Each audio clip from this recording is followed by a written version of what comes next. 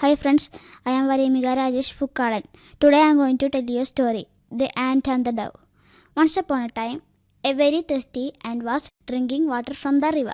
Suddenly, it lost its balance and fell into the river. Help, help, help, cried the ant. But no one could hear its cries.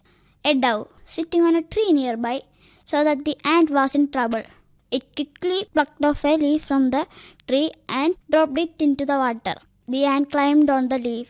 It thanked the dove for saving its life. After a few days, the dove was sitting on a tree. The ant saw a hunter aiming his arrow at the dove. The ant knew the dove was in danger. It quickly bit the hunter's leg. The hunter cried in pain. The hunter's arrow missed the dove. This time, the ant saved the dove. The dove thanked the ant for saving its life, and they become friends forever. The moral of the story is, if you do good, good will come to you.